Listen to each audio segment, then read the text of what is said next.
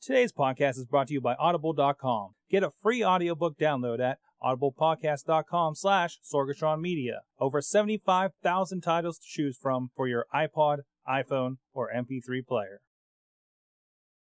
Just wait, just wait, just wait, just wait. Wait for the perfect time, then attack. Don't give up what you want, take it back. Wait for the perfect time, then attack. Ladies and gentlemen, what are we doing, WrestleFan? We're killing civilians over here. It's Wrestling Mayhem Show 257. Mario's missing. Your princess is in another castle, and the Rock's back. We're getting into all of that. We are and here. the robots are taking over the world. And also, Hello Kitty has a pet cat named Charmy. That is also true. Straight out of the Bronx, New York, the big bad city, Dashing Mad Mike. How you doing tonight? Sorg, I swear to God, if Watson comes and takes over my city tonight, I want to say that it was good to have known all of you. They're gonna Cloverfield that shit. You can't buy a lot with $5,000. No, you can't. And also, straight out of the chilly Corpus Christi, Texas, is the WrestleFan. I got to see a video from around Dallas where apparently you guys use sand down there to try to battle the ice. Stop doing that. Stop doing that. Yeah, because apparently this massive snowstorm has affected half of our state with a rare disease called retarditis. With what? Called retarditis, also known as fuckhead marinus.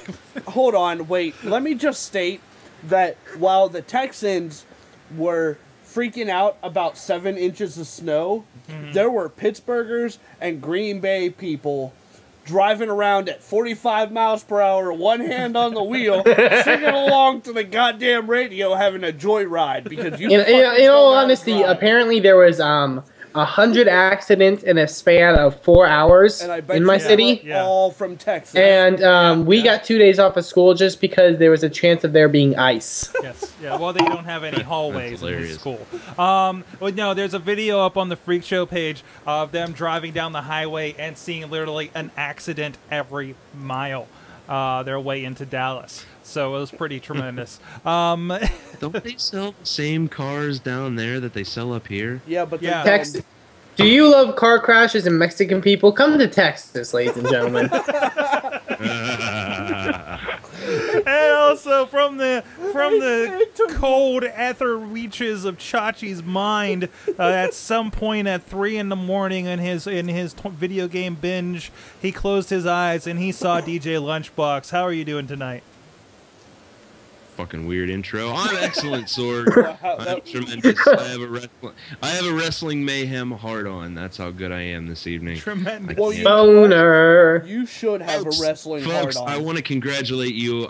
You've done well. You've found the greatest podcast anywhere on the internet. Congratulations. Your search is over. Now just sit back, touch yourselves a little bit, have a drink, listen to our sultry sound. Not too much. And on the couch, of course, he's Chachi. He plays, and he does it for the kids. He's the kids. Chachi. Like, that was kind of a circular intro. Look. You have a big check. Look. Giant check. Giant check. From our friends at GamesAreForIdiots.com. Giant check. They presented a giant check. Of course, Chachi straight off his Chachi Plays for Kids charity event this past weekend. Thanks to our friends down at Ninja Entertainment that hosted us to be our living room. Yeah, it was amazing. The total was $3,007.79. That's right. Woo! That is donated 79 cents. No, PayPal takes a cut. Yeah. Oh. So that's what it was.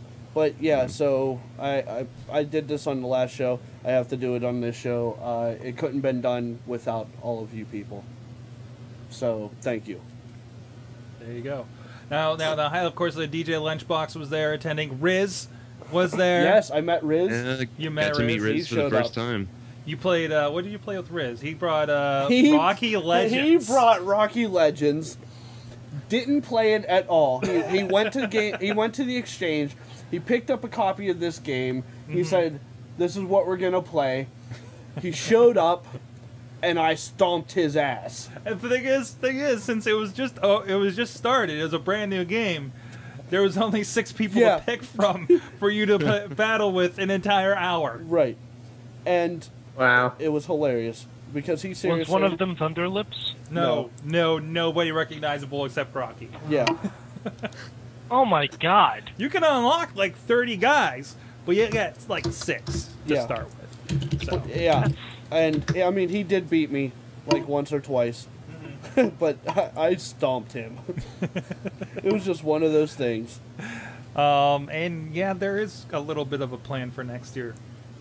Returning. Yeah, perhaps. we actually, we've been talking about it. We started talking about it tonight. Yeah.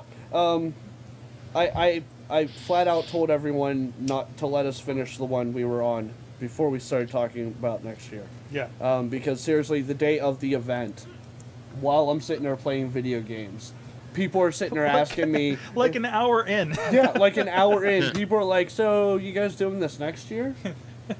I'm like, can we get through this one first? Can we get through the next 23 hours? Yeah, I'm like, I still got a day of video gaming ahead of me. Can we wait? You're going to leave at the end of the night, but I'm still here. Yeah, you get to leave in 15, 20 minutes, an hour, whenever you want. Mm-hmm. And I'm going to be here. But it was tremendous. We had, like, except for, you know, the late hours of Saturday morning. And by late, he means like 3:30. Yeah, I mean, aside from then, we had a steady, like, 10 people at least in the chat room checking Hey, in. I was in the So, chat room at 3:30 in the morning. Man, Mike, you know. But that's the lowest we got was we were down to, like, 3 people in the chat room that were watching. And, I mean, we So- always had someone in store. Mm-hmm. So, yeah, it worked out really well. Ninja Entertainment has invited us back next year. Mm-hmm. So, most likely it'll be at that place. Here's to more big, giant checks. Hey, I love checks. I love big, giant checks. I'm hanging this one on my Chicky wall. Chuck. This check is going on my wall. Tremendous. And if you come across us, we are the Wrestling Mayhem Show. You can follow us at WrestlingMayhemShow.com, Twitter at Mayhem Show. You can touch base with us at Good Times. Good At times. WrestlingMayhemShow.com or call us at 412-206-WMS0. That's 9670 for the rest of you guys. And of course, you if you're on Android, For you that don't believe in letters. Thank you. And for those on the iPhone, on the iPad, on the Android, we do have this spiffy little Wrestling Mayhem Show app. It's $1.99 in your respective things. I know it's hard to find in the Android store because it does come up as The Wrestling Show, but we do have a link for all of these over at WrestlingMayhemShow.com. And of course, you In all fairness, Sorg, it is not true. it We is are The we are a Wrestling show, and it is about wrestling. Apparently, there's no other show in the Android store worth a name because we are the wrestling show and the only wrestling show that you need to worry about. You act like that's surprising. That is true. That is true. And I'm actually having a little bit of an issue here bringing up the bonus. Oh, no. It's probably because the Wi-Fi is a little weak on this one. But anyway, so go check that out. Let's get right off the bat. Can we talk about wrestling? We'll talk about wrestling. Let's get. We can talk about our let's fans get first. to the fans, Chachi. Oh, come on. That's not what I want to talk about. It'll come. It'll Alright. come. Chachi, we all know you're very excited for Kurt Angle having to give away Karen at their Shut your whore mouth. He called your mouth a whore. So, Bobby FJ Town Yes. from the chat room Yes. sent us an email. Okay. He gave us an AON weekly report. Okay. It says, hey, Bobby FJ Town here.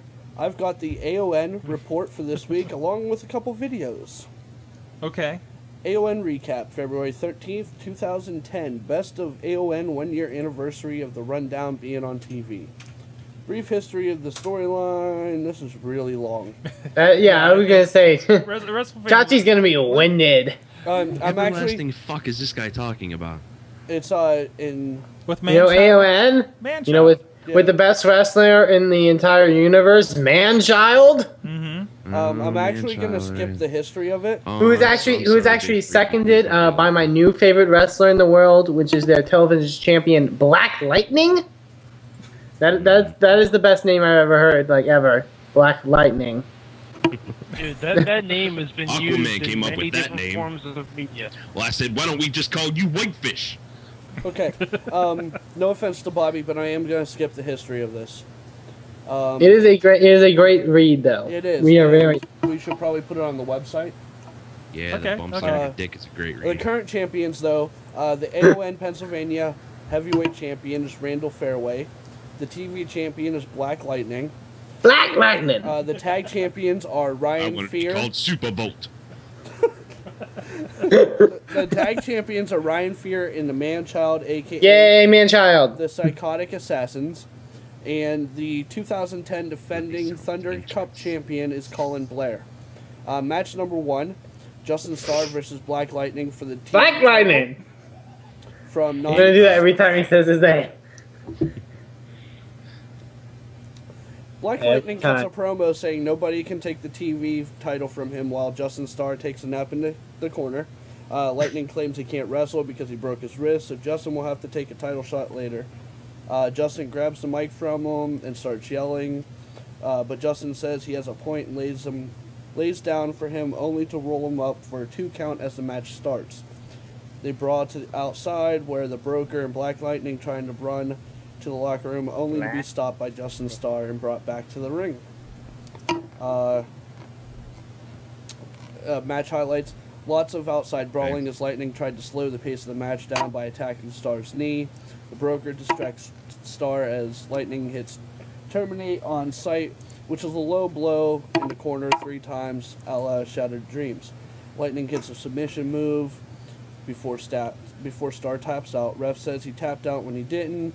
Lightning is declared the winner and still champ. All I know is there's a man-child on our screen.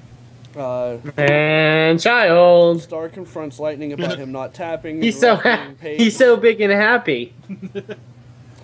to say that he tapped out. A rematch is set. Match number 2, Ryan Fear versus C4. Match highlights. C4 attacks Fear before the match starts and they brawl on the outside. C4 starts yelling at children at ringside. He just turned heel last week. Clayton. I'm wondering if this is the continuing the No Child Left Behind saga. Coma Clayton. Coma Clayton? C4. Who is Coma Clayton? Former tag Rue partner. McClanahan? What? I thought she died. Anyways, well there's some information. Second best wrestling about name in the AON. world, Coma Clayton. They all attack Ryan Fear to end the match in a DQ. Okay. Otis P. Hellenbach announces that C4 is the newest member of the Empire, which is a Nexus-like faction for AON. Okay. As he stands in the ring with the rest of the faction. Colin Blair cuts a promo, and they are on to the next match, which is Israel Sheriff Farquhar versus Psycho Fusion. Let's see, and Anything else of note? ISP hits his finisher to end the match with a 3 count.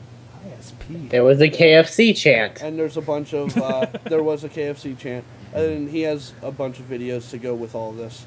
Excellent. We played a little bit while you were talking there. Yeah, For those curious about it, go to aonwrestling.com and you can see the man-child firsthand. And he says there are 3 factions. Yes. And, you know, this will make a fantastic post for the website. So, There you go. Sorg will have that. Yeah, definitely keep it up though. WrestleFan. This is great. Yeah, Yeah. WrestleFan. I think I'll put you that on the posting duty since this is covered under your Indie Minute It is. beat. So, It will be. that was And Actually, I've I had- don't know how good that wrestling was in real life. I don't know if it was a great event or anything like that, but I gotta say, you made it sound electric. well, thank you. Fantastic. Thanks for the email, Bobby. And we look forward to it every week. There you go. Excellent. Here's another one from Zoli Knight on JTV. You just skipped like 14 of them. It's not in the same order as you. What do you mean they're not in the same order? I don't know This how one- you're looking at your phone. I I'm mean, doing it in order of you're being doing- received. Oh, okay. Well, mine doesn't read that way. Well, then you He get always one. does it in order I'm of in a being different received. email. Dick joke. Chachi, if you're doing it in order of received, then you missed one. You missed my favorite email of the week. Mike, do you want to go do your email of the week? Sure. I don't see yours. From hotmail.com. Oh, there I it have is. something to say. Oh, yeah, I'm sorry. I did skip that one because I continue to think that they're spam. Go ahead. Because it came from hotmail.com. But, Thank you, hotmail.com, Go for emailing the Wrestling Mayhem show. I'm sorry. Go ahead, Mike. You're right. I missed So, I have something to say. How do you get Jeff Hardy and RVD's theme songs? Well, actually, there's two separate processes to get these theme songs.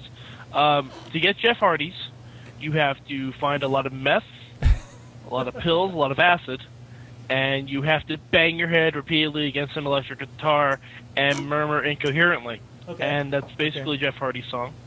To get RVD's, you have to learn one guitar riff, just one, and scream at the top of your lungs, fuck, frog splash, and Van something something. And that's basically it. That's about right. That's about right. Bobby, your email was a good length. It's just hard to read emails that long on this show. Yeah. Because I can't keep people quiet enough to do it. No, it's all right, baby. It was a good size. It's hard because it's And with a summary of DJ Lunchbox's Valentine's Night. All right, the next email. In a laundromat, no less. I thought that happened in the computer labs. Sean Burkhead sent an email in this week. okay. That's you. It says, "Good evening, WMS peeps. Who was this dumbass that called Sting a hack last week?" Don't be AJ. Yeah, it doesn't matter. Oh. That is him. Sting isn't a hack. The Warrior was a flash in the pan compared to the icon Sting. Okay. We only remember Warrior for the Warrior versus Hogan match. Sting had great feuds with the Four Horsemen in the NWO. The fans' reaction to No, Sting's I return to remember face... Warrior from his promos. That's all. Yeah, that's true. The fans' reaction to Sting's return to face the NWO was like Rock coming back last night. Go on YouTube and find out, dumbass. So which one would you like to see more? Rock versus Cena, Rock versus Miz, Rock versus CM Punk, Rock versus Randy Orton. And he also said that Rock versus CM Punk in a promo would be something to see. Have a great show. I personally say, why can't we see them all? Five way. Because he's got a movie deal. Well, he's not Chachi. going anywhere. He's on the going clock. anywhere. The Rock, According who to returned his... last night. Yeah, he said so he's here to stay. I think he's around, and we could see all of this in the near future. Nice So- to see you I again, don't- Dwayne. I specifically Sadly- would like to see Rock versus Cena first. And Dude, you're the off last camera. time Rock came back, Helpy, you're we off did camera. see Rock versus Randy Orton because him and Mick Foley got their asses kicked by wasn't it Batista and Orton That's very true. LP, you're off camera. at WrestleMania. You're not What? on. You're not on the camera at all. He's on a piece of driftwood, damn it. You can't see me. That was the goldest part from last night, and it totally applies now. And as far as the whole Sting comments, I have to defend that. Make the point that AJ's not here to defend himself. Yeah, or his point. But I do agree with AJ. Well, I think the thing is, like, I don't- who cares now? Right. Like, if Dave Lagana at iwantwrestling.com, I've been a big fan of his blog lately. Of course, we've talked about it. And Dave Luck. that's been the thing. If Sting showed up in 2002, then we We probably would have shit our pants. Right. Oh yeah, Yeah. Now it's like we've had Sting, we've had Sting against Abyss, we've had Sting against Kurt Angle, we've had Sting against Jeff Jarrett. We're kind AJ of Styles. over Sting in much of the capacity I that don't we would think- have him. They're not. So- I don't think they're going to. So the moral of the story is it's all TNA's fault. Mostly, yeah, it's diluted the effect of the effect of, oh boy, here comes Sting. And we don't care anymore because we've seen Sting for the last like 4 years, and it There's really no possible benefit of WWE bringing Sting in. He wasn't grown with them. Yeah, yeah. He wasn't famous with them. He's never been a part of that company. Who gives a fuck except people who watched wrestling in the 90s, which WWE hates nowadays. Yeah, you can't really see Sting coming in and having near an effect that I want to say even Booker T had. Right. Yeah, At the Royal which Rumble. it was obviously even to the point last night where, you know, maybe for us at home we got the reaction for The Rock, but in the arena, you know, the reaction was good, but it's not the same reaction you got, you know, 10 years ago for The Rock. Yeah, I mean, it's Sting. I don't know. That was Mainly because it was 10-year-olds, Oh, and WrestleFan, during his that was promo an he made fun of amazing John reaction Cena. to The Rock. WrestleFan, that was a very loud ovation for The Rock. Oh, last it was night. huge. It was. It was huge. But notice, Come but up during on his TV entire as well. promo, you I would had see a that little. was- the WWE crowd that loud, that suddenly, in quite a while. Yeah, yeah. Oh, and by the But way, the thing is, he did. the ass kissing from all you guys has to form a line, because I was the only one last week that said The Rock was going to be the host. So, you know, Listen, I'm I not think gonna. I deserve a Hey, little you props. kissed your own ass, motherfucker. I wasn't even here last week. Yeah, I'm not gonna. Kiss, I'm not gonna kiss your ass because you got a prediction right. Because I'll flat Well, out. you specifically told me it wasn't going to be The Rock, sir. Whoa! First off, let me finish before you interrupt me. Because as I told Mike before we even started the show, I for one, in a million years, never thought it would be The Rock. But I sure as hell don't mind it being The Rock. So that's I why. agree with everything that you just said. That's I'm in the why exact same boat. I am not gonna kiss your ass because you got a prediction right. And I'm also still gonna freak out because it's The Rock, Yeah, yeah. regardless. But you know, the point I was making with the whole But thing was kudos- that after his kudos promo to was you done for and all getting that, the prediction he got a couple boos. Mm-hmm. Mainly because there were, you know, 5-year-olds in the crowd, and he made fun of John Cena. And you're Well, gonna he have also he also got booze when he said the word Dwayne. Which I Dwayne. thought was kind of fun. All right, let's finish the email, then we'll talk about this. Yes, yes. We definitely got plenty to get to here.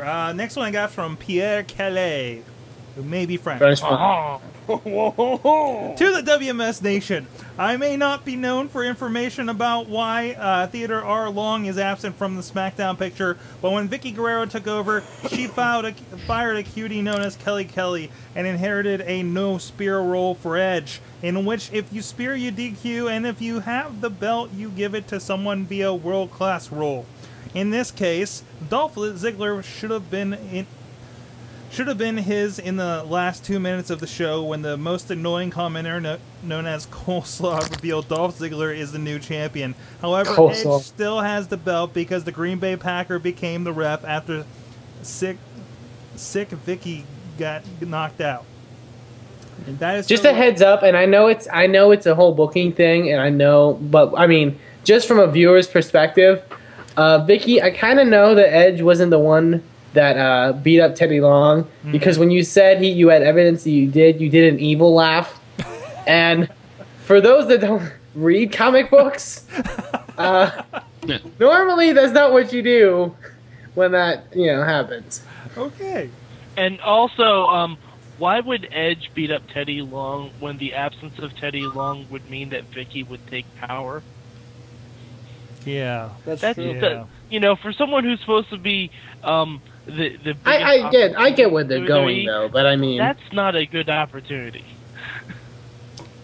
I get where they're going with the whole thing though, but it's just like she had this long evil laugh, and I'm just like, how is anyone supposed to believe you?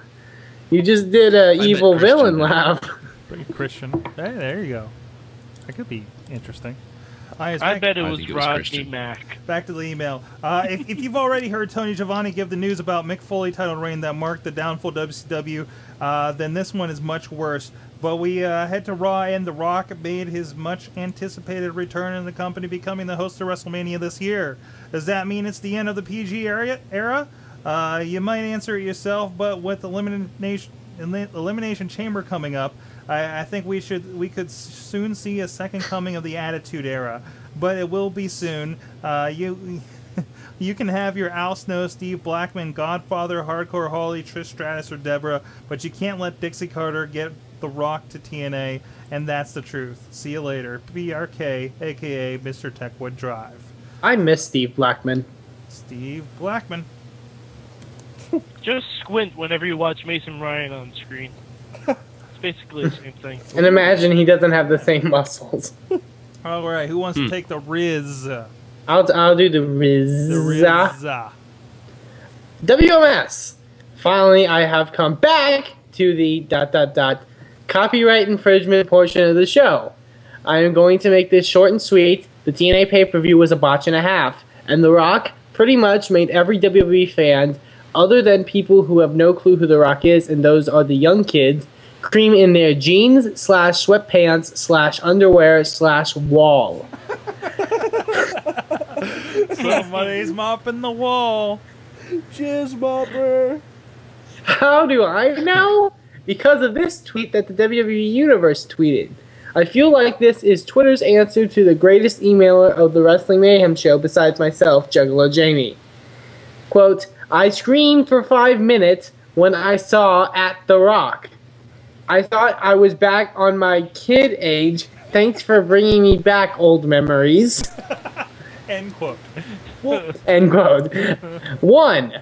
I know that it's No, not it made Juggalo too much Jamie sense. due to the fact that he screamed for 5 minutes. That's what she said. And as we all know, Juggalo Jamie hates the number 5. That is true. Number 2.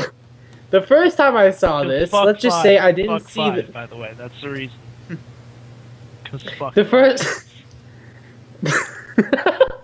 The first time I saw this, let's just say I didn't see the word age and got completely weirded out. That is dirty. Number 3. At least he used faces, unlike our good friend Jeff Hardy, not going to go on a rant about this guy, ... trying to stay happy, ... happy thoughts. Until next time, always popping and locking with a gigantic dirty bunny, Riz. There you go. What? We didn't talk about the dirty was bunny. that closer? That's when the Riz had his encounter with the Scarehouse Bunny from Chachi Plays this Oh. weekend. So there's video of that, which I think I'm. He had to clean his wall 2 times. Yeah. Somehow I lost my email. Yeah. We have one from a Exoli Knight Yes, we do. Um, Yes, we do. Go who ahead. messaged us saying, I'm going to pull up the biggest thing that happened in wrestling this week. TNA had a pay-per-view, ... No, obviously, I mean The Rock returning to the WWE. And I was just wondering how you guys feel about him being back. Personally, I remember the Attitude Era as Rock in Austin. I believe that The Rock should have stayed there as the censoring man got a job for once. One reason I am pleased he is back is that Superman, aka Cena, may get his ass kicked. Yours sincerely, Exoli Knight. Yes. I love how Cena's in quotations and Superman was just put out there. Thanks, bro. Yes, I think we'll be talking a good bit about this as we have currently. WrestleFan. But we're going to get a little bit of Austin and The Rock coming up because we also get Austin for Tough Enough when that premieres right after WrestleMania. Yes. So yeah, we're getting a little bit of a throwback for the people that were into wrestling, at the turn of the century. So. And also, is it just me, or are the Divas kind of taking it back to late 90s? Ish. With all the... Ish. You can kind of see the They're writing on wearing the a wall. lot more scantily clad clothes, and they're brawling. And True. More chick fights. And they've been actually stepping up on their wrestling, which amazed me, Yeah. So, especially for that match last night. So we got a good bit to get to, but first, real quick, WrestleFan, let's hit our Indie Minute. Well, Indie Minute for this week. I know last week's Indie Minute was kind of lackluster, but this Indie Minute is bustling because there is a lot going on in the indie scene this week. First, I'm going to start it off with CZW, Combat Zone Wrestling. This past week had their big 12-year anniversary show, appropriately titled 12. Big event for them. In that event, the important things to note is that the Briscoe brothers, Mark and Jay Briscoe, won for their first time ever the CZW Tag Team Championships when they defeated the team of Joker and Sabian in a no disqualification match. So congratulations to them. Also congratulations to CZW star the Ego, Robert Anthony, formerly known as Egotistico Fantastico, by defeating John Moxley. Yes, that's a long name. Defeating John Moxley to win the CZW World Heavyweight title at that event. First World Heavyweight title for that man in his career. So it was a big night for him. Big night for CZW. And if you want more information on all things Combat Zone Wrestling, go to www.czwrestling.com to check out more information. And also now, moving from stuff in the Philadelphia, Pennsylvania area, we go to Chikara, who has two big events coming up this weekend. Saturday, February 19th in Reading, Pennsylvania, and Sunday, February 20th in Easton, Pennsylvania. I'm going to run down the card really quickly. The first event in Reading, Chikara is Caught in the Cauldron of Hate.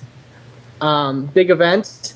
We'll see for the Campeones de Parejas, Mike Quackenbush and Jigsaw with their first title defense, taking on the team of Obarian and Kodama, the Batari, very unknown team that's making a stars up late in Chikara. So that should be an interesting match. Also for the Young Lions Cup, Frightmare will be going one-on-one with Rich Swann. It's sure to be a great match. Also in a singles match, Eddie Kingston taking on friend of the show, Johnny Gargano. Dasher Hatfield versus Claudio Castagnoli. Trios action with the Colony versus the Osirian Portal. Sugar Dunkerton going one with Brody Lee. Max Boyer taking on Tim Donst. Icarus facing a local wrestler in the Pittsburgh, Ohio area, Gregory Iron. And also 3.0 taking on the team of the Unstable. And that is Saturday, February 19th at the Goodwill Beneficial Association, Reading, Pennsylvania. Doors open at 6:30, bell time 7 o'clock. Get your tickets at chikarapro.com. And then also the next night in Easton will be Clutch of Doom, their next event, featuring Fire Ant and Soldier Ant of the Colony, taking on the team of Claudio Castagnoli and Tursus, a.k.a. Silent Ninja.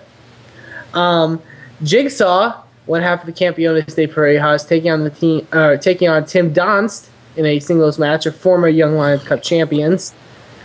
In a trios match, it will be Ultramanthus Black teaming with Incoherence, take on the Batari. Eddie Kingston going one-on-one with Max Boyer. A Four Corners elimination match of the Osirian Portal versus 3.0 versus Delirious and Daisy Hayes versus Los Ice Creams, which is sure to be a very entertaining match.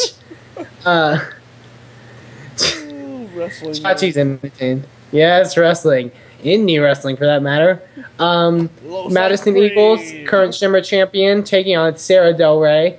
The Throwbacks, taking on the Unstable. And Icarus going one-on-one with Ophidian. And that is February 20th at the Palmer Center in Easton, Pennsylvania. Doors open at 3:30. Bell time at 4 o'clock.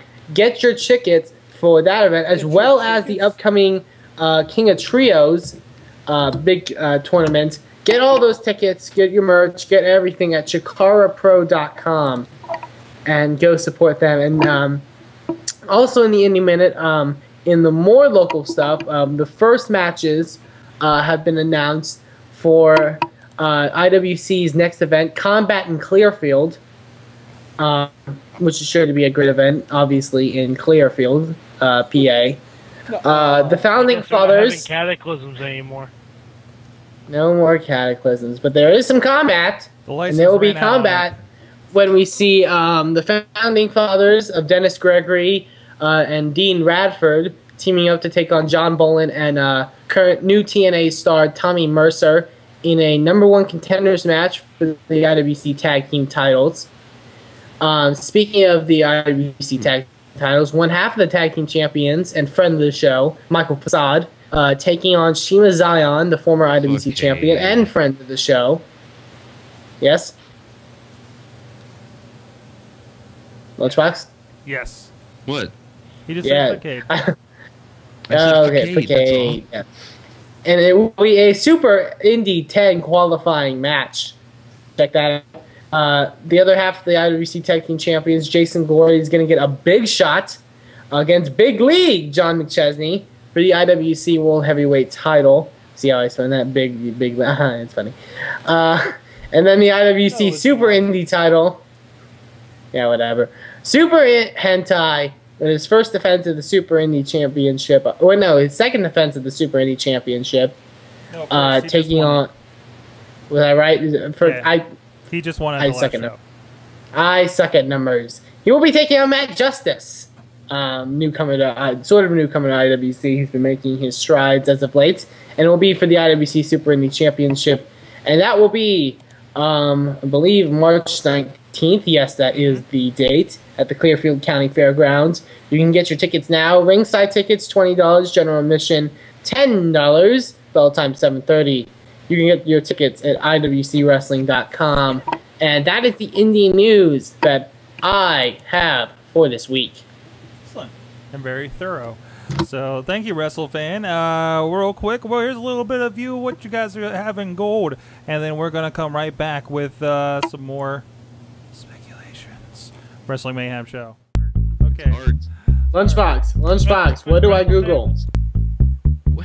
WrestleFan, God look in damn the it, fucking man. chat room. Fucking why you're doing homework that Mad Mike gave you. Google. Wait, are you talking about the fire chomps? Hey man, will you lift my sack up so I don't sit on it again? I'm angry because you're fucking talking about Yoshi Safari, the stupid ass game with a Super Scope 6 that nobody fucking bought. Hey. Ladies and gentlemen, we're back. Wrestling Mayhem Show 257. And we didn't talk too much about it in the first half here with the Indie Minute and everything, but TNA did have a pay-per-view this past weekend, and I know I for one didn't watch it. I didn't figure it was worth the time, you know, especially after how angry people got last week in my absence about such things. But there are a few things worth noting with TNA. Now, Mad Mike, I know you had some praise for them this week, oddly enough. Well, I did. It wasn't about the pay-per-view because I watched the pay-per-view and I dozed off during a lot of it. However, the praise I had was for last week on Impact, Robert Roode's promo. Mm-hmm.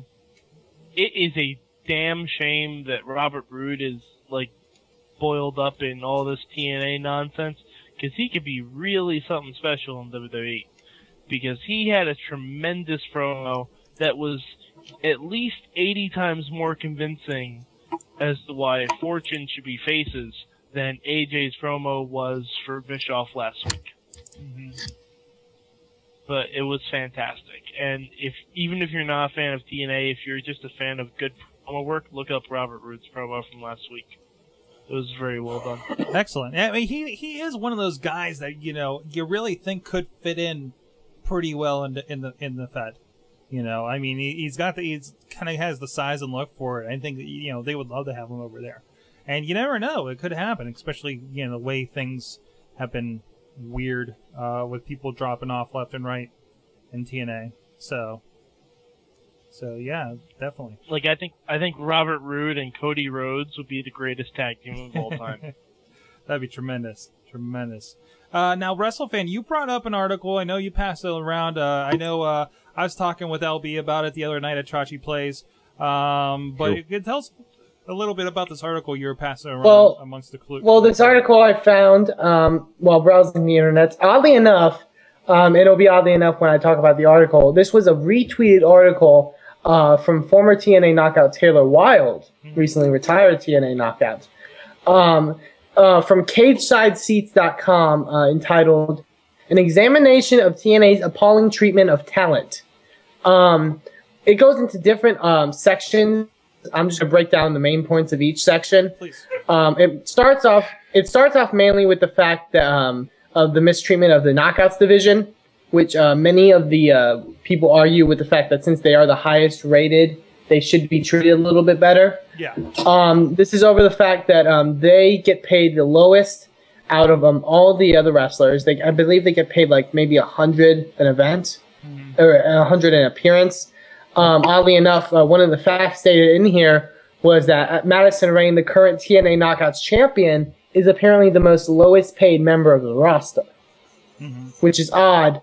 Obviously, these knockouts are also forced to maintain other jobs, and there was an excerpt that was included in this article from an interview with Taylor Wilde before her retirement, and I believe also before she left TNA.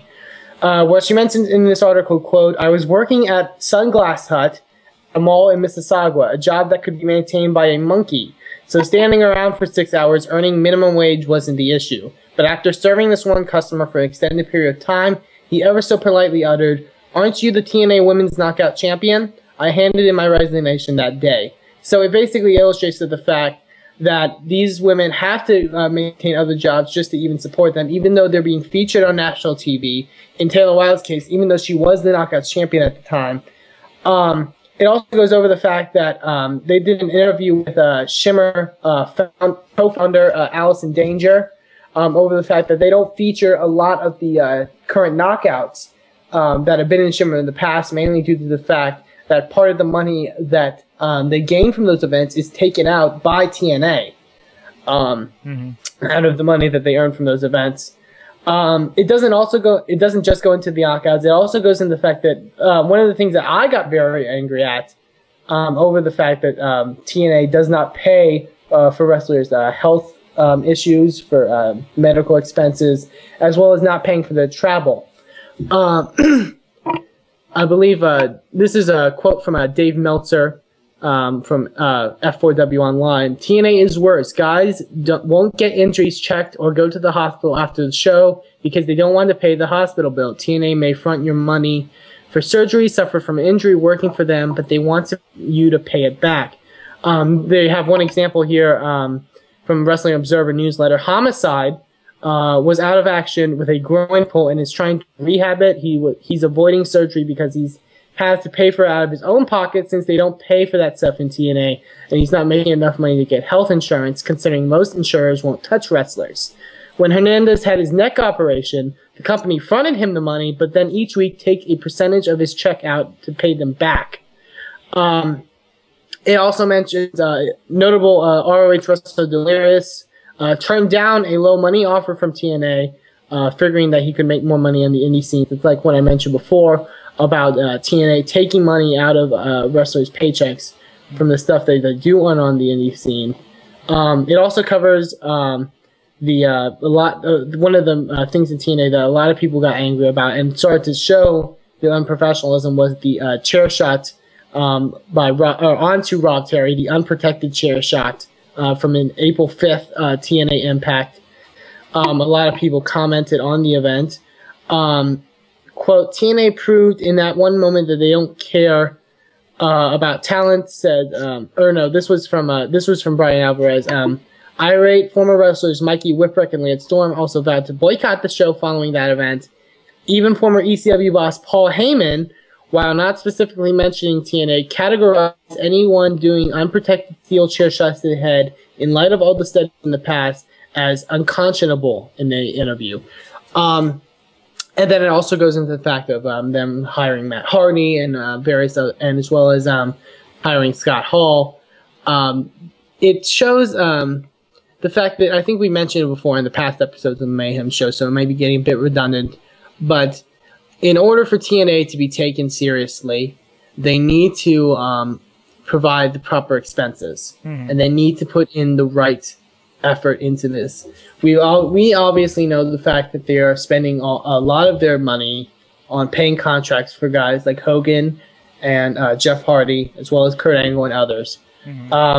I feel the thing that pissed me most off about this article was the whole healthcare effect.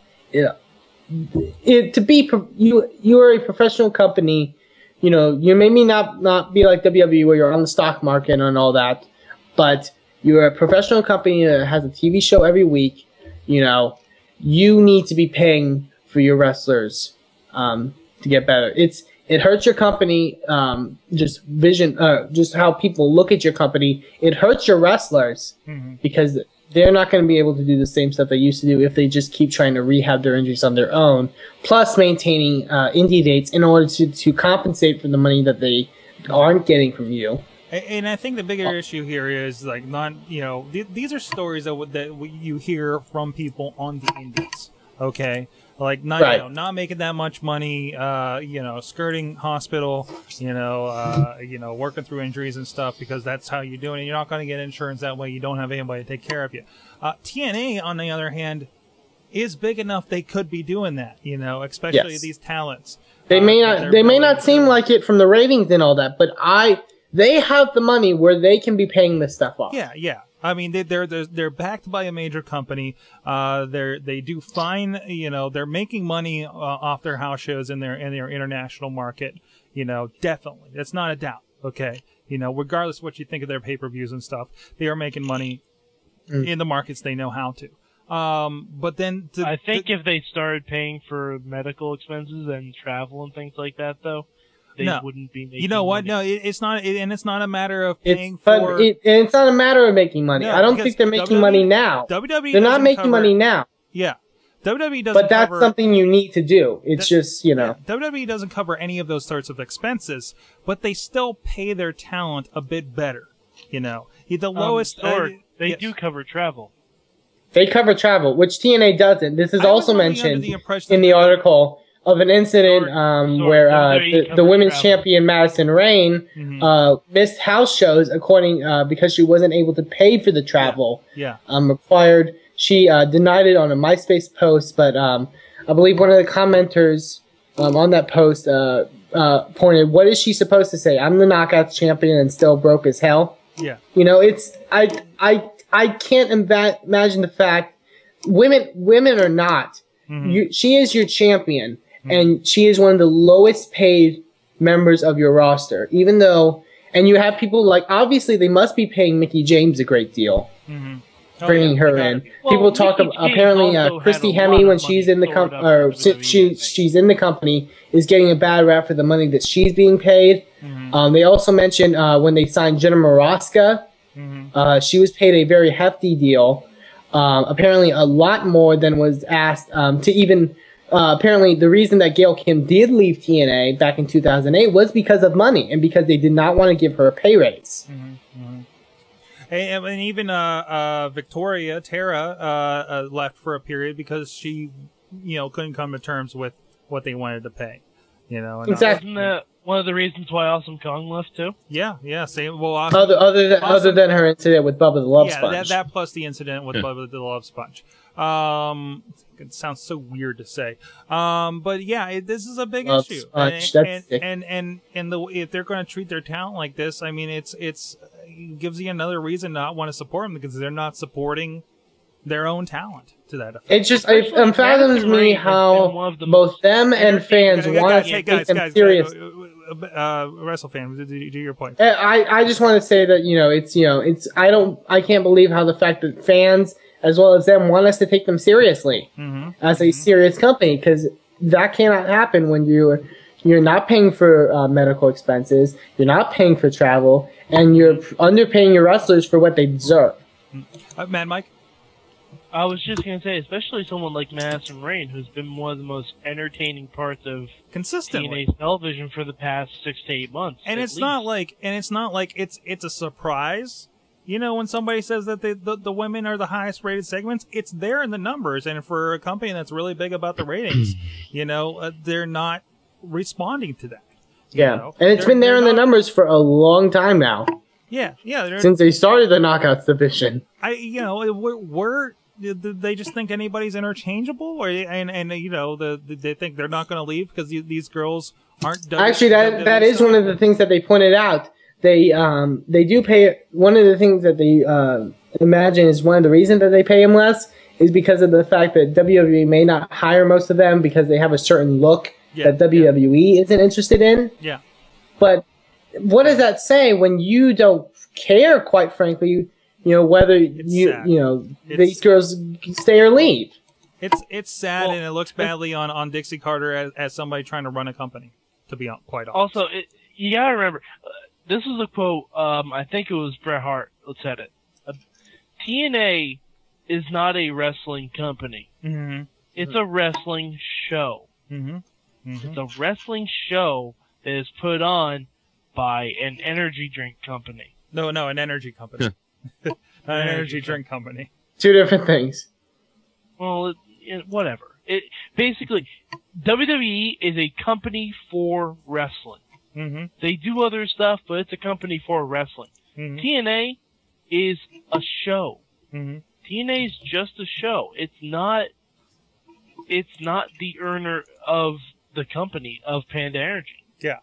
It's a venture. Sure. It's a side venture by Panda Energy, and they're treating it as a weird spin-off company, as a bastard child company of the whole thing, and it's showing, and how I mean, we complain week after week about how one-dimensional this company is, and how there's no focus or anything, and I think that you hit on it. That's why, they give a few guys, with some wrestling minds, the keys to the castle, and Dixie Carter, being, I don't even know what her background is, that she knows how to run a company in general, let alone a wrestling company. But you would think that she would because of her, relationship with Panda Energy. Well, she's the daughter of the guy that owns Panda Energy. Dude, but even she's still, part I of mean, the family. That doesn't mean she's a good business mind, I bet Dixie Carter just went to a WCW show back in late 2001, met Jeff Jarrett, and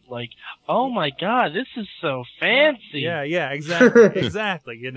I mean, just because Stephanie McMahon is a McMahon doesn't mean that she's a good writer or anything as it pertains to wrestling. But she's proven herself. But at the same time, she's not running the finances. Yeah, exactly. Both those kids found their niche and went with it.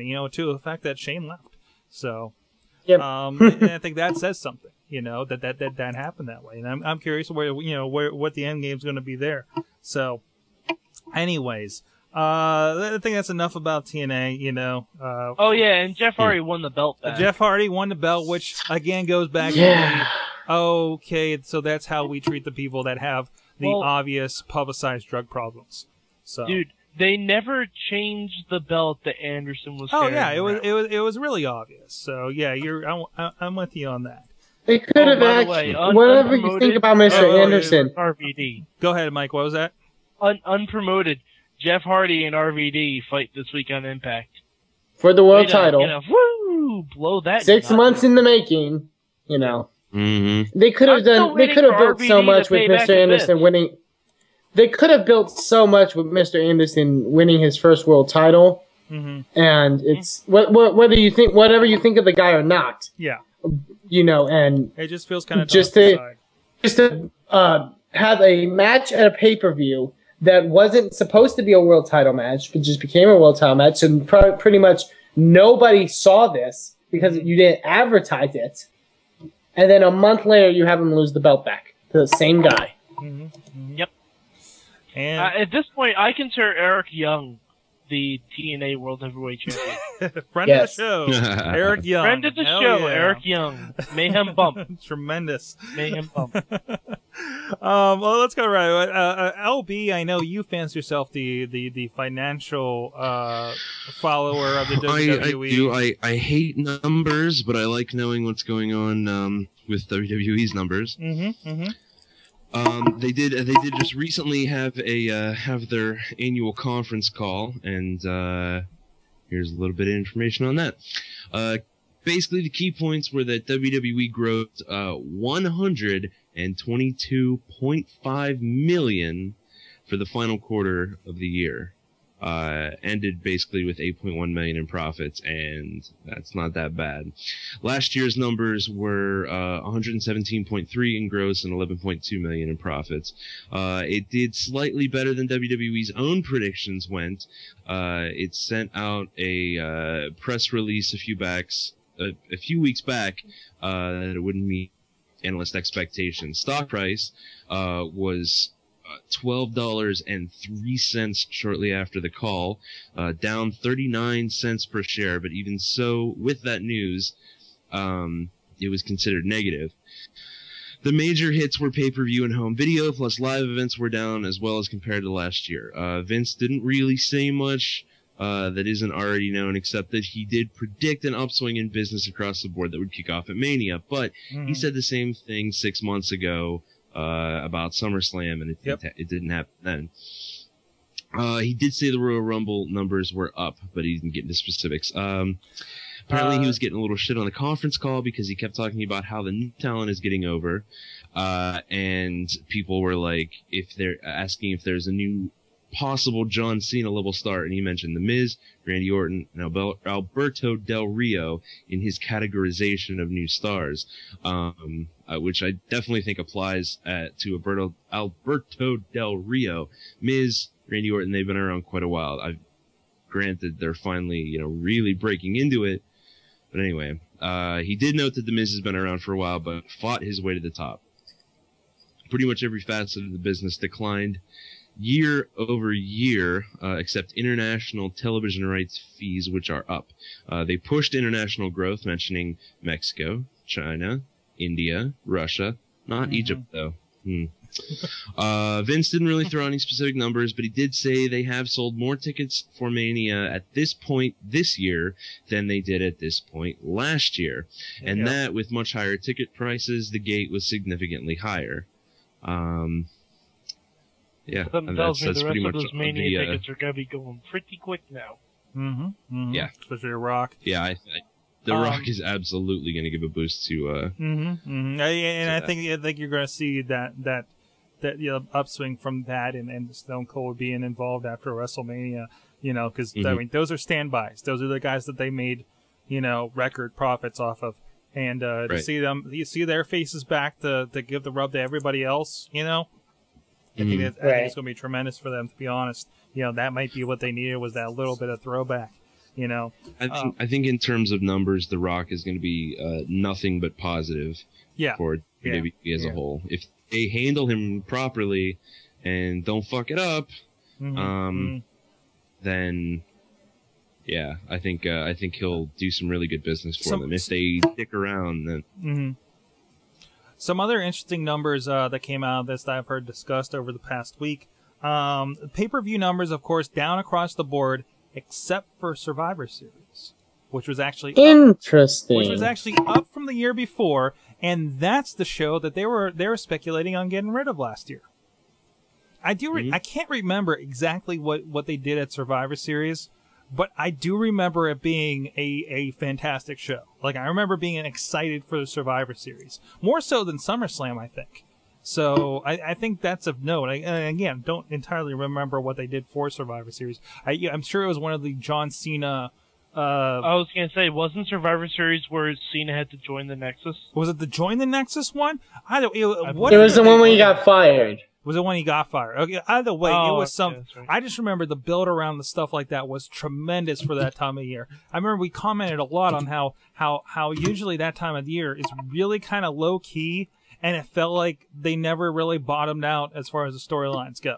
Which opposed to the SummerSlam they had, which they built around that whole 8-man or that whole WWE versus Nexus match, which was a decent build for that, but it just felt like the fall into the winter just felt like we were paying attention, and how much have we really gave a lot of props to WWE at the turn of the year because of where it was going.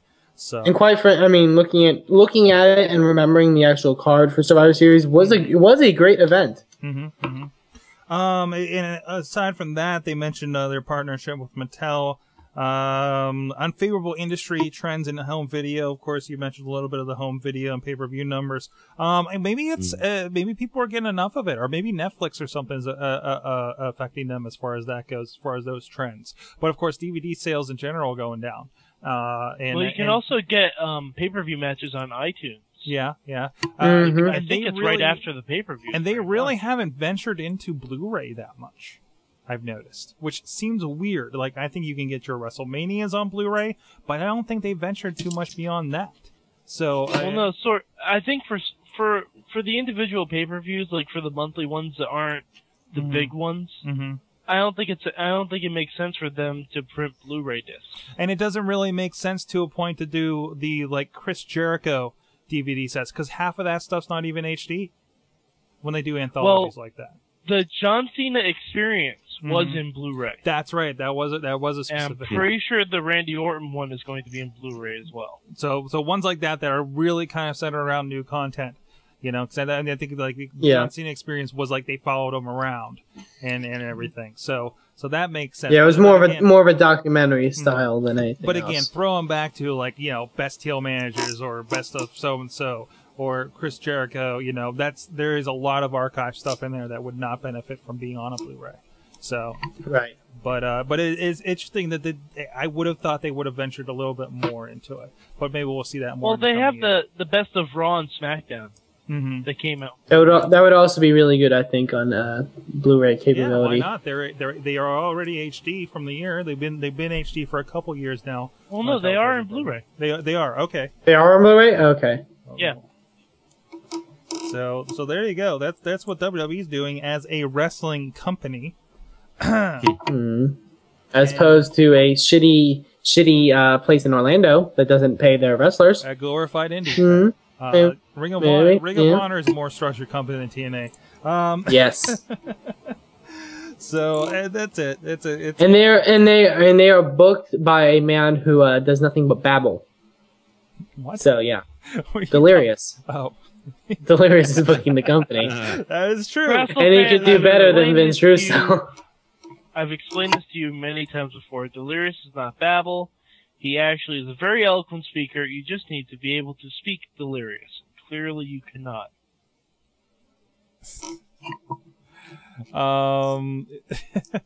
Sorry. Hot Wheel says, what's hurting pay-per-views is the Justin's house you stream.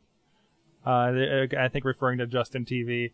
So, I disagree because we love Justin TV here on the Wrestling Mayhem Show. Yes, we do. They are a great company with a very great website that we love dearly. And the people love to watch us on there. It's tremendous. We've been having a good time with them. They supported the ChachiPlays.com over the weekend. It was great. All 24 hours is up there. Tremendous. And you'll be able to watch it soon in time lapse. Time lapse version. There we go. We might do some experiment with that tonight. Anyways, also in other news, passing of Jerry Lawler's mother over the weekend. So best go out to him in that situation. And here's pulling for a Jerry Lawler champion this weekend at the Elimination Chamber. Which talking about this whole thing, I found it very interesting that on Raw. Michael Cole did make the mention about the condolences for Jerry Lawler with the passing of his mother. However, then now the next 30 minutes into, he continued his whole "I'm going to rip Jerry Lawler to shreds because I love the Miz." Yeah. Well, I mean, they had their spot. The only time time they mentioned it was when Miz was on the screen. Yeah. There's certain times where you have to break character. Yeah. I was actually wondering what they were going to do with the whole thing. If they were going to continue with any, Michael Cole stuff with the whole... They definitely downplayed it going into it, which, not great for the pay-per-view, but the right thing for them to do. So I'm glad to see that that is what they did. Luckily for the Elimination Chamber, the Lawler-Miz match isn't really what's selling the pay-per-view. No, absolutely not. The Chamber matches themselves. Definitely. Which I am excited for. That should be a very good event from the way it's looking. And especially, depending on how much you read into what the WrestleMania guest host said, the Raw Chamber could end up very differently than we all initially thought. Yeah. Yeah, it could be. It could be. So Because I could entirely see a 3-way for the WWE title at WrestleMania instead of a 1-on-1 match.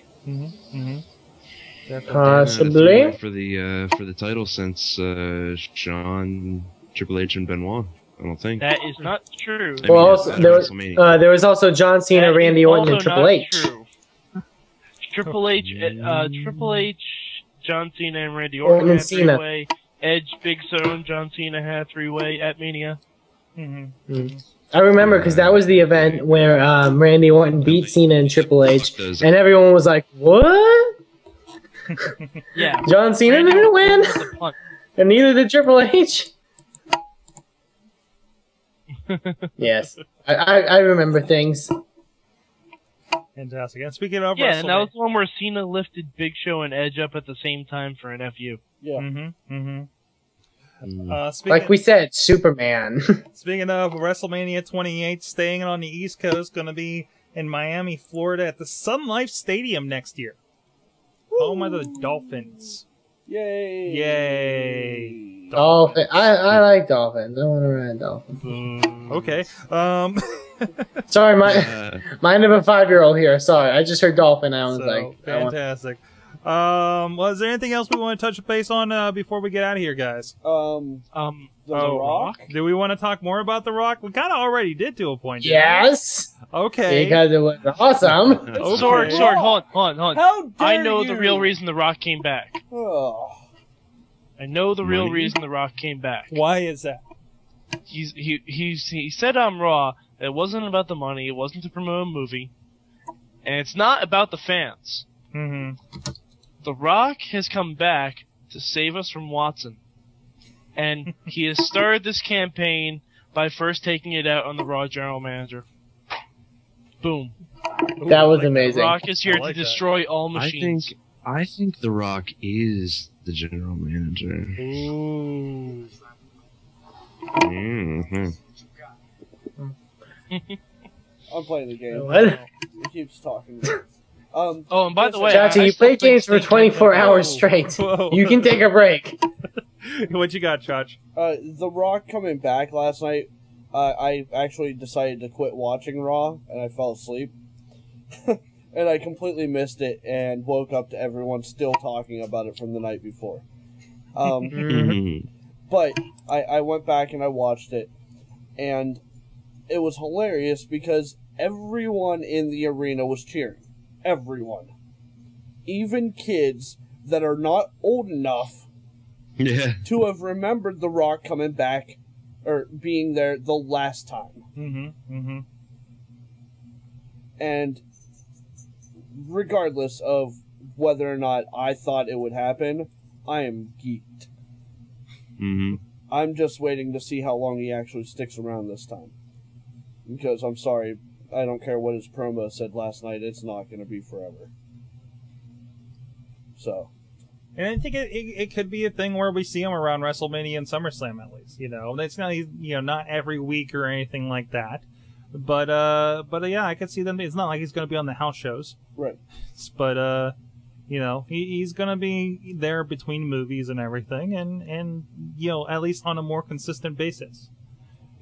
Like we see the Undertaker. Except he's Well, not. he Gonna does be... have the new Fast and the Furious thing coming out that he's got to be promoting. So I'm sure that has and that's something to do with basically it. coming out like a couple weeks after Mania anyway. And that's the other thing, we mentioned this. People are saying in the chat room, is PG gone with The Rock? No. I don't think so. I think, The well, my censor opinion guy on the has a whole new thing job. is the fact that, yes, he did say ass. Yes, he did make references to pie. And, I think he called Cole a sunbitch too. But the thing that's good about this is it's The Rock, and he was from the before, PG era.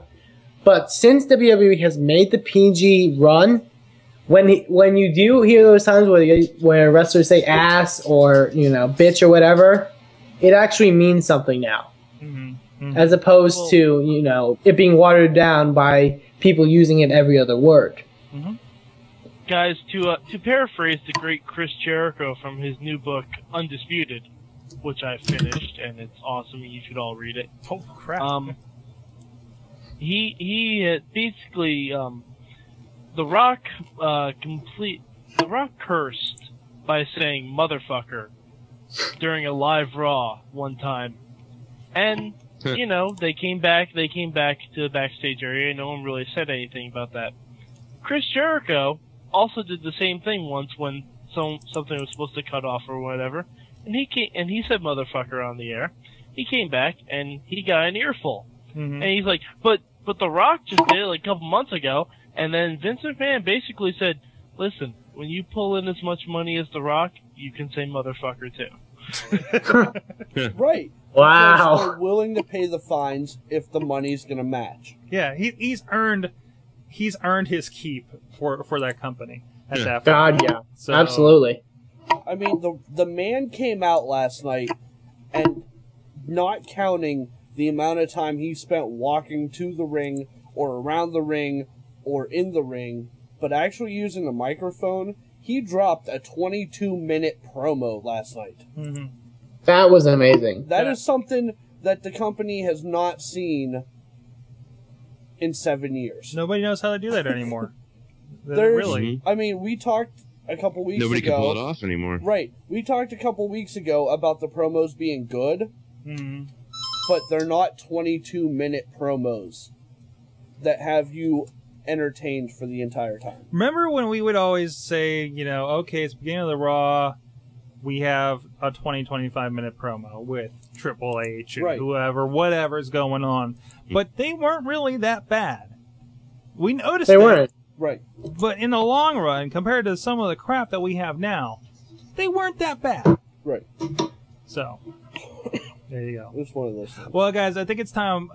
We should go ahead and wrap this up. And I think everybody learned something this week.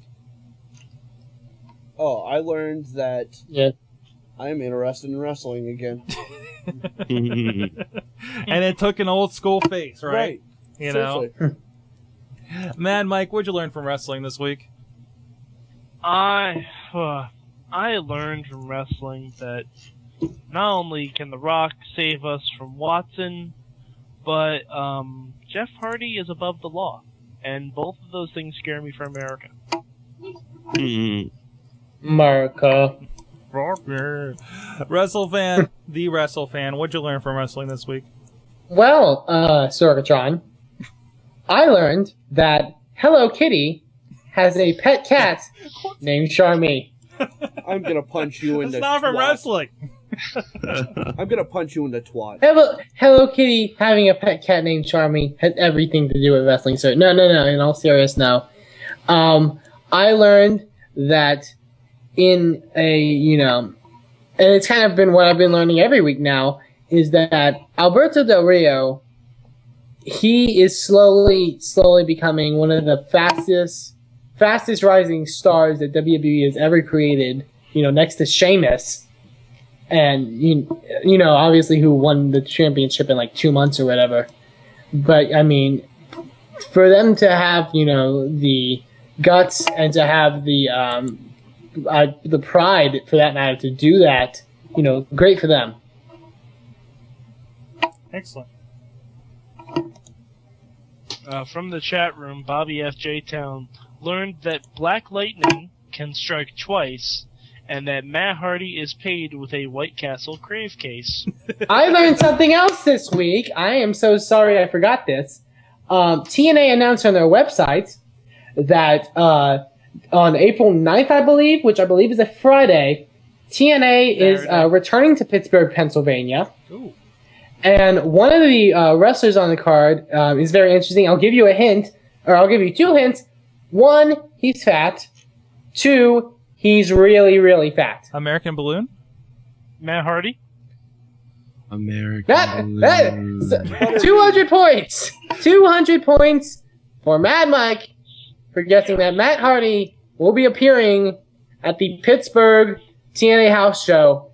And I hope either you or Lunchbox or somebody in the area or whoever is listening to us right now goes and gives gives this Matthew cold blood and fucking stupid that's no, I'm not even joking. That's his name now. That's his name now. Because Cold blood. that TNA show. with Matt Hardy. They go and they bring. I hope someone goes and brings signs. I hope somebody throws White Castle burgers at him. WrestleFan, hold on. We don't have White That Castle. TNA show in Pittsburgh is the day after my birthday. If someone goes to that TNA show and has a picture taken with Matt Hardy while you're holding a sign that says Fat Hardy, this is very specific. If this happens, I will give 3 wrestling autobiographies, one of which that I may have signed, to anyone that can make that happen. And Sorg, I know you said you don't have a White Castle. Then this is what I want you to do. Also, do what Mike said. Do what he said. Moving on. Go he's got this. Wait, he has to a your plan. local Eaton Park. Go to your local Eaton Park. Buy a shitload of Smiley cookies. Somehow turn them into frowny cookies. I don't know how you can do that. Work your magic, people. You know, And throw them in the ring. Throw them in the ring when that fat Twitter hog fuck comes to the ring. There's a place called King's here that has frownies. Yes. That's true. They do. So we Go to King's, just buy throw it on your brownies, hands and like throw that. them at his fucking big ass. The Team Coco picture, we took it with Leno. Just right on your hand, Fat Hardy. It'd be great. Oh. And don't worry, don't think he will try to kick your ass because he will never reach you. He will die of a heart attack. Tremendous. Mike, real quick, and we gotta move on. Riz in the chat room learned that it sucks to be an employee and a family member in TNA, and also that it's not illegal if you're a midget. That is true. That is true. That was a very disturbing How old is that Ariel girl? She's like 12, I swear. Yeah, that's not. Because I was thinking about. kosher. That was, I wonder if she likes cookies. That was maybe. Whoa! No, WrestleFan. I can say that because I am 12.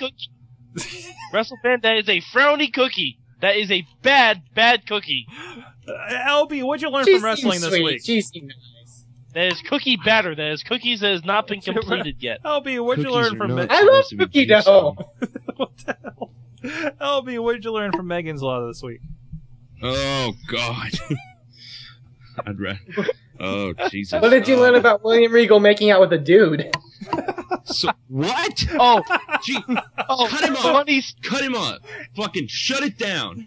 No more WrestleFan. I'm not lying though. episode. The sad thing is, I'm not lying. No. He's not Holy lying. shit, He's man! not That lying. Fucking wow!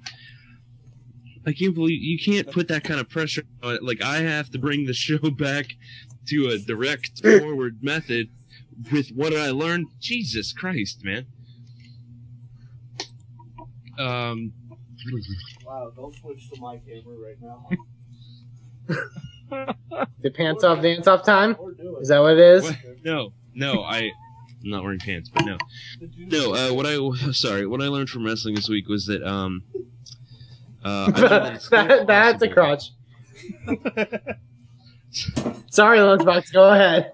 God damn it, Not WrestleMan. just any crotch. That was my crotch. Oh, shit. It's still Is that possible on my check? after 7 years to still have it. Still have that spark because The Rock came back, and not only did he just come back and everyone was excited and he could have get a great promo, he still held that crowd in the palm of his hand. For 22 He came back minutes. and he walked around the ring and they cheered and they cheered and they cheered and he was going to talk into the mic and they kept cheering and he, but when they knew he was about to speak into that mic, when he really held it up to hear, dead silent. That is crowd control. That is holding a crowd in the palm of your hand. So well done, The Rock. You still got it. Let's see if you still got it in the ring. So way to go, Mr. That's The what I Rock. Yeah, Mr. The Rock. Way to go, Dwayne. No, he's not Dwayne anymore. It's The Rock. He's No, Dwayne. if you look on WWE, His name is Dwayne. He is Dwayne. The Rock from Johnson. wrestling this week. I'm sorry, I don't read WWE.com. I learned that this is the Attitude Era Renaissance. And we will push the stretches of PG-TV. And notice that The Rock was on after 11 o'clock. Yes. So I think that has something to do with it. So, yeah, that's about it. So we're not going to hear from the host of WrestleMania on Raw until after after 11 o'clock. every night. So that'll be interesting. So- Also learned that my wrestling on Monday nights has been extended officially past WrestleMania because Tough Enough will be before and after Raw on Monday nights. So that'll be interesting as well. Yes. Sorg, I think that's just for the first week. No, the first week it's going to be after, and then from then on it's going to settle into its before Raw time slot, but also be replayed afterwards, and also on Sunday, I believe. That's from what I read. It might change. I mean, we're still, 2 months out, so who knows. Guys, it's been a tremendous show. It's great to be back in the helm, and you guys had some great conversations this week. Ladies and gentlemen, you go, Mad Mike, you got the Crisis of Infinite Mics. What's going on with that? Crisisofinitemics.wordpress.com.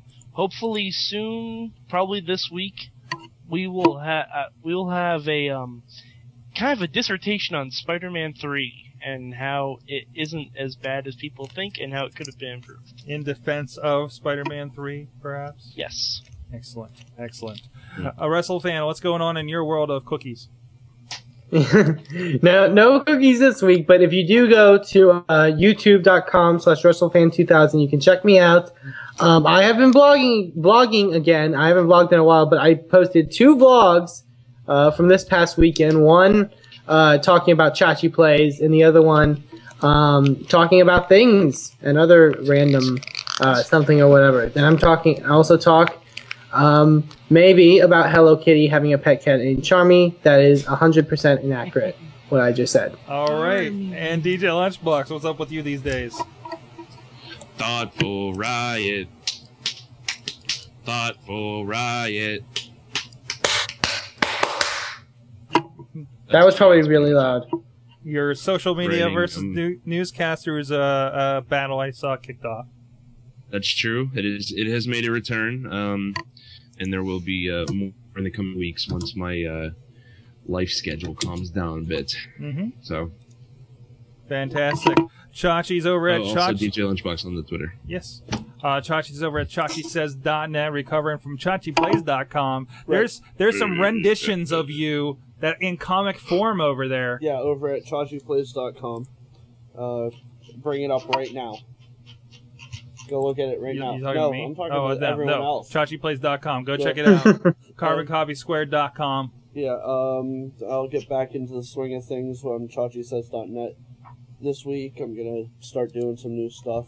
Mm-hmm. So, Excellent. it'll be good. You will not want to miss it. Excellent. I'm going to try to get into the blogging. I actually have a blog half written that's not a This Week in Swordcast. So getting back into it after the big event and after being sick last week, of course. And we're going to be writing about some stuff. I'm still trying to find my focus on my blog, apparently. So go check that out at Sorgatron on Twitter. Please, everybody, drop by WrestlingMayhemShow.com, at Mayhem Show on Twitter. And please drop us a line at Good Times. Good time! At WrestlingMayhemShow.com or 412-206-WMS09670. And if you get an app, the iPhone app, it's all on there. Quick buttons for all that stuff. Ladies and gentlemen, it's for Matt and Mike, WrestleFan, LB, Chachi, and the Mayhem universe out there in the chat room. We'll see you guys next week. It's still real to me, damn it! Just wait, just wait, just wait, just wait.